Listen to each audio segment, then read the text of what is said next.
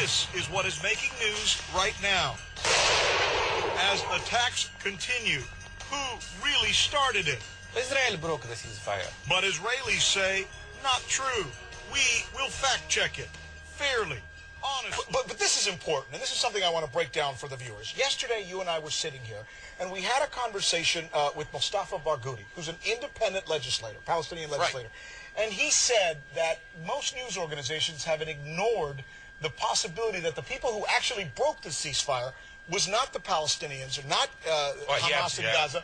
What he said was, in fact, I think we've got that. Dan, play this, and then we'll give you some more information on it. Let's go ahead and go to that. The world press community or media community is overwhelmed with the Israeli narrative, which is incorrect. The Israeli spokesperson have been spreading lies all over. The reality and the truth is that the side that broke this truce and this ceasefire was Israel.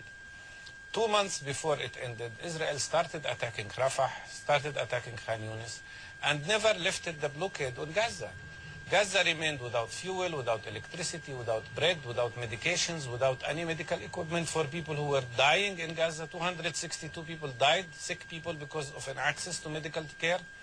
So Israel broke the ceasefire. And you know what we did? I've checked with some of the folks here at our international desk, and I went to them and asked, what was he talking about, and do we have any information on that? Which they confirmed 2 months ago. This is back in November. There was an attack. It was an Israeli raid that took out 6 people. Now, let me refer you. It's not just us. We checked in other periodicals. Johnny, go over my shoulder if you can. Here we go.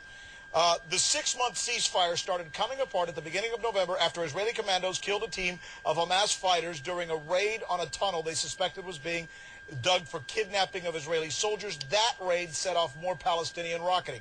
That's U.S. News and World Report. I got another one for you, I believe, here. Okay, this is The Guardian. Questionable, but nonetheless.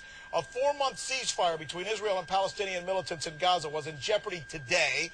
This was actually reported when it happened, after Israeli troops killed 6 gunmen in a raid in the territory. That's important to report. And here we go as well from theeconomist.com. And the point of contention here is this one. Johnny, one more.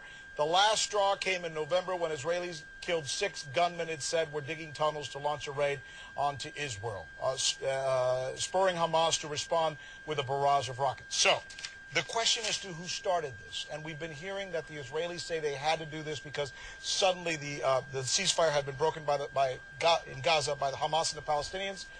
Is this now a little more in question?